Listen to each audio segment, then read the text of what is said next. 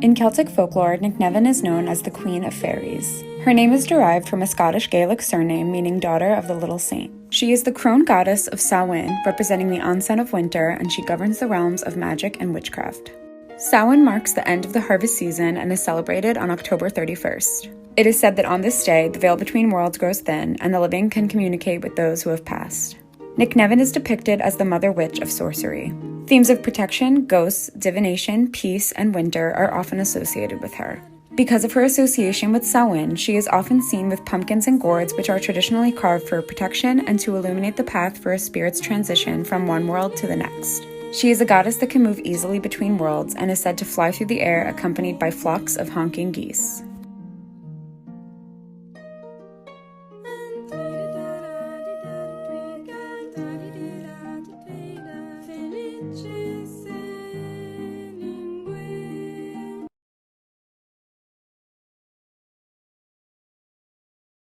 Let's talk about kitsune.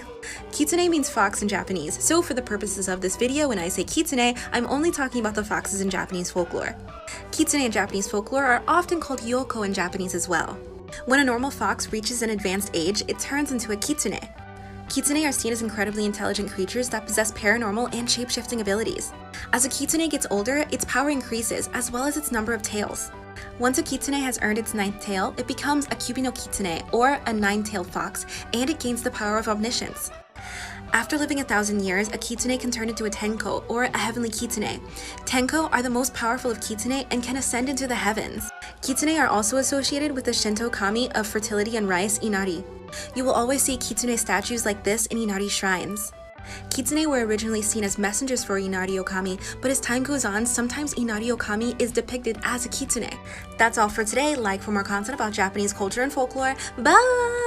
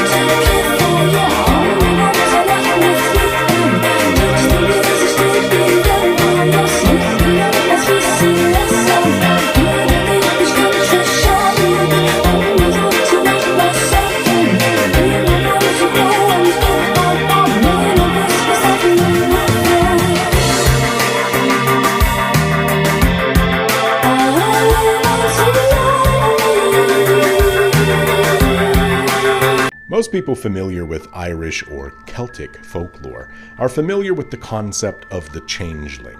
A changeling is essentially a being left by the Fae or elves in place of a human child which they would kidnap. Now the changeling, which was left in place of the human child, may look exactly like that missing child, but it might act a bit differently, or over time it might take on grotesque, non-human physical features. But what many people don't realize about the changeling is that the concept persisted well into the Christian age throughout Europe. It wasn't just limited to Irish or Celtic folklore. In fact, it made it all the way to certain parts of America. Now, the lore of the changeling did evolve and become more Christian, and in later versions it was devils or demons or even Satan himself who replaced the human child with a demon child instead. As quaint as the changeling lore might seem to us in the modern era, it's important to remember that it had a very dark side, because this is something that was very real to many people in the pre-modern era. Many of the traits believed to be associated with the changeling coincide with things like autism or developmental disorder. These were not fae or elves or demons replacing human children. These were human children. And many of the methods used to test whether or not a child was a changeling were absolutely brutal and horrendous. There was a belief that if a changeling was whipped, it would scream and cry loud enough for the devil to be annoyed and return the original child, taking back the changeling. Another test involved putting the child in an oven and burning it until it screamed loud enough for the devil to bring back the original child. Obviously, these methods would not work, and it's very unfortunate that the concept of the changeling was used by many poor people in Europe and even America as an excuse to dispose of children they didn't have the means to care for. So I checked my following, and a lot of y'all are men. No, I'm not complaining. What's up, my XY brothers? I do wish for our female friends to feel just as much welcome as anyone else. So, in honor of the women of this channel, here are 5 uniquely women monsters. Sirens. I mean, do I really have to explain this one? Except for they don't really look like this. They look like this in Greek mythology. Yep, they're half bird, not half fish. Another difference is between a siren and a mermaid. Rusalkas. If you're a dude like myself, you don't want to meet them. But if you're a woman, you want to meet them. You see, Rusalki, plural for Rusalka, fun fact, are souls of women that were drowned and killed by men. Therefore, if they see a man, it's kill on sight. But if they see a woman, they will protect her. Scylla, also Greek mythology. Scylla was described to be a woman with serpents or wolves at her waist and, she destroys ships. Pretty straightforward if you ask me. Baba Yaga, basically your classical story of a witch that eats kids. But she's also been a good role model figure in a bunch of stories. This is for my Godzilla fan followers. The queen of monsters herself, Mothra. Kill her and she's only going to come back. Imagine a son murdering his father when he failed to bring him back the dinner that he wanted. Today, we're going to be talking about the legend of El Silbón, aka the Whistler. The legend comes from Venezuela/Colombia, from a place called Los Llanos. The legend is from the mid-19th centuries. It is said that a young boy who was a spoiled brat had asked his father to bring him back deer meat. When his father failed to deliver, the son became extremely upset and decided to murder his father and took out his heart and liver. He then took the meat and delivered it to the mom and asked her to cook it. The mom became extremely suspicious and asked where he had gotten the meat from. He responded by saying his father. She asked where the father got the meat from, and he said from his body. When she went outside, she discovered the frightening scene of her husband completely torn open. As she started to yell and cry, the boy's grandfather came outside and saw what had happened. Trigger warning for the violence that comes next. After the grandfather discovered what happened, he took the young boy to the middle of the countryside and tied him to a pole. They then hit him with a whip multiple times, having wounds open up in his back severely. They then added lemon and alcohol to the cuts to make them burn. After all that was done, he was set free, but only to be met by 2 rabid dogs that tore him apart. Before the boy left, his grandfather condemned him to a curse, in which he had to carry his father's bones for eternity. It is said that if you hear the whistles up close, that you are safe, but if you hear them from far away, then it's too late for you. The only things that can save you are chiles, the dog barking, or the sound of a whip, because those are the only things he is scared of. He mostly preys on womanizers or alcoholics, but there's the occasional innocent victims. For the drunks, he attacks by sucking all the alcohol out of their navel after he tears the stomach apart. And for a womanizer, he will take them, tear them apart, and put their bones into the bag where he has his father's remains. It is also said that if you hear him counting bones, it could be very good luck. But if you don't hear him while he's counting his bones, then someone in your family won't make it. The other version of the story is exactly the same, except for the fact that the cause of him murdering his father was because he found out that his father was abusing his wife. Other than that, the legend just goes on the exact same way. The only difference is that one of them portrays him as a very selfish young boy and the other one as a heroic one. Have you ever had an experience with El Silbón? And if you have, let me know down below, or what other urban legends you want me to cover. Also, you guys, if you like this type of content, don't forget to follow my girl at Swamp Witch, which I will be tagging at the bottom. She does content like this all the time and she's amazing. Also, I'm sick, but I'll be posting a true crime story later today. Love you. Let's talk about banshees. Banshees are disembodied spirits that typically take the form of a woman. She can appear either pale and ghostly, a beautiful woman wearing a shroud, an elderly woman wearing a shroud, or even just a skeletal creature. Regardless of what they look like, banshees are known for one thing: they're screaming. According to Irish legend, where banshees originate from, the scream of a banshee is believed to be an omen of death. If you hear a banshee wailing, screaming in the middle of the night for long hours, it could mean that someone in your family is about to meet their untimely end. Historians have been able to trace back the legend of the banshee to the 8th century. Back then, it was a tradition for some women to sing sorrowful songs in order to lament someone's death. These women had a professional job and were known as keeners, and they even accepted alcohol as payment. Because of this, they were considered sinners, and therefore were to be punished eternally, according to those who believe in that. In the eyes of those at the time, it was 8th century Ireland, they believed that these women would turn into banshees in the afterlife, doomed to an eternal life of wailing at death. But legends say that banshees don't cause death, they only serve as a warning to it. They're also typically heard, not seen. If they're spotted, they'll vanish into a cloud of mist, or just kind of disappear. The song of a banshee can be heard for a few days before the death of a family member, but only for those it is intended for. You won't just hear a banshee, you'll only hear one if someone you know is about to die. The belief of banshees was a lot more widespread centuries ago, but there still are many people, older people in Ireland, who keep this legend to heart. So if you're out enjoying an evening stroll and you happen to hear a piercing, wailing scream, maybe keep your loved ones safe.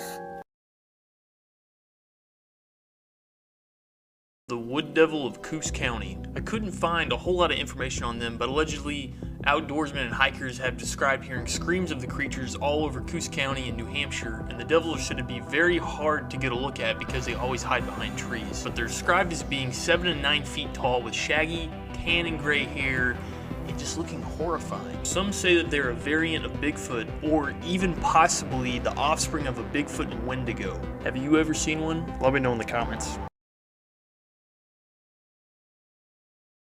There's a lady right now in Puebla, Mexico, that says she was taken by the La Llorona, the lady with the dark hair and white dress. The story goes that one night, a teenager, Lupita, was at home. Around midnight, she heard her name outside. She goes outside and no one was there. She can still hear the voice calling for her. Lupita, Lupita, Lupita. And as a curious teenager, she wanted to see what it was. Minutes goes by and she walks. She walks, she walks, looking for that voice. ¿Quién es? ¿Dónde estás? She stumbles upon an abandoned house. No one was living in there, and she decides to go in, having no fear. Back at the house, the parents, the siblings were looking for Lupita. Where did she go? ¿Dónde está? They looked everywhere, and no one could find her. They went outside to ask the neighbors for help. It was a small town, everyone knew each other. Did you see her? Did you see her? Can you help us? The parents are shouting outside, help us, we don't know where she is. All the neighbors come outside and to see what was happening, what's going on. That's when the parents told the town, we don't know where Lupita is. The whole town decides to help to find Lupita. Then all of a sudden, people started hearing cries. Where was it coming from? They were confused at first, like who was crying at this time of night? Someone finally pointed it out. It's coming from there. It's coming from that abandoned house. Follow for part 2 because this is a long story. Marie Laveau was born in New Orleans, Louisiana, or NOLA, if you will, in 1801, and throughout her life she became known as the Voodoo Queen. She already had a background in African spirituality, and after the death of her mother, she was drawn to religion and underwent the instruction of a well-known root worker. It didn't take long for her to dominate the culture and society of voodoo in New Orleans, and many people confided in her for advice or protective spiritual objects such as candles, powder, and an assortment of other items. Many of her wealthy and politically affluent clients paid Laveau for personal advice and protection against any evil energy that might have been placed upon them. After her death in 1881, voodoo in New Orleans lost a great deal of its supporters and began to take on new forms, becoming incorporated into other religions. She is buried in St. Louis Cemetery, and each year thousands of visitors flock to her tomb. They adorn her plot with spiritual regalia, candles, money, flowers, and an assortment of personal items.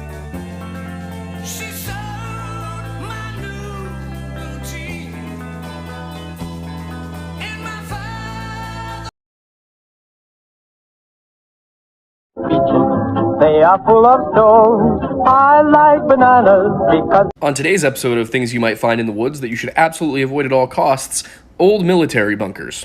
There are practical reasons not to go inside of these things. You don't know what that was for. It could have been chemical weapons storage for all you know, and that would be a very bad thing to get inside of. Also, simple hazards like rust and asbestos and all those things, lead, you just don't want to be near that. Also, there's reports that some of these bunkers people find in state and national parks only open from the outside. Now, these are supposed to be magazines or munition storage, usually. Sometimes they have other ostensible purposes, but the military doesn't really build things without redundancies. For the simple fact that if you were to go into that and someone were to close it behind you and you couldn't get out, that would be pretty bad. Now, the only reason I can think of that the military would build something that only has a way in and not out is because whatever's in there, they don't want it leaving.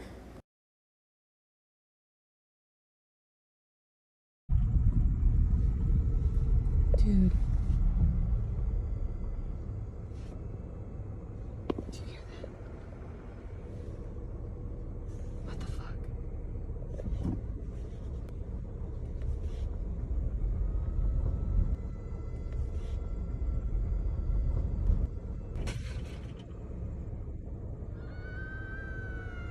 Oh my god, no. Fuck that.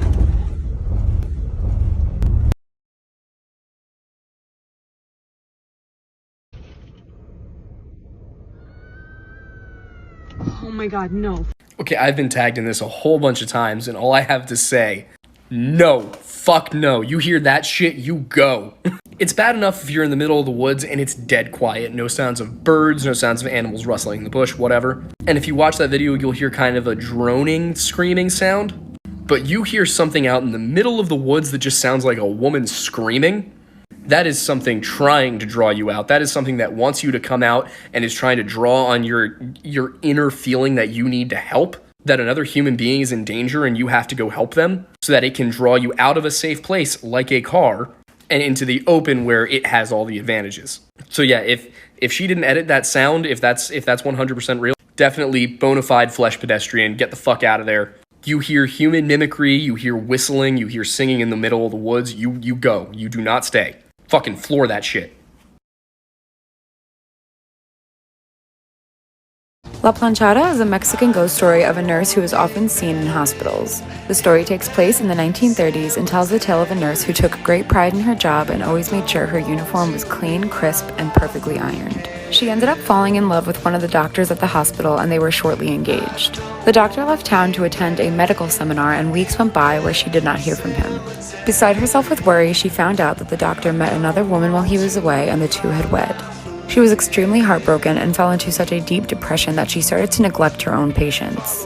One of her patients ended up passing away as a direct result of her neglect, and she became ill herself. She ended up passing away in the hospital where she worked, and it is reported that when the hospital staff are neglecting their patients, this ghostly nurse cares for them instead. When patients are asked how they seem to miraculously recover, they are reported saying, "A nurse came in and healed me."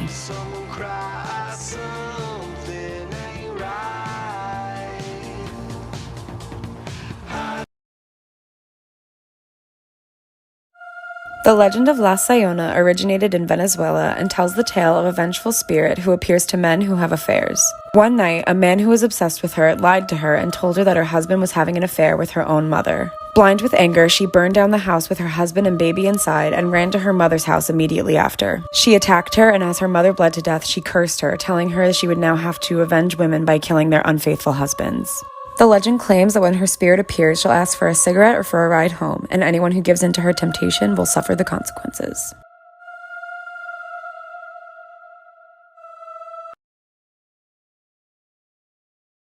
If you happen to see this little turd, run far, far away. But apparently that isn't too helpful because this creature can shapeshift into a horse, a cat, a dog, even a person. The only attributes that stay consistent is black hair and red or golden eyes. Yes, the creature I'm talking about is the puka. This creature resides in the hills and mountains of Ireland and can be helpful or menacing depending on their mood. Sounds a little familiar, doesn't it? But overall, an encounter with this creature is supposed to symbolize impending doom. Most of the stories involve them in their horse form, where they ride along the countryside and knock over fences and destroy crops. And in this form, they enjoy taking on a rider, usually one that's had a little bit too much to drink. The puka will take them on a wild ride all night long and finally ditch them in the morning, where they wake up and because of the drinks and the puka's spell, they'll have no recollection of how they ended up where they did. That sounds like a good time. So all I'm saying is that if you happen to be in Ireland and drinking, just make sure you have a friend with you that can say no to all the black horses.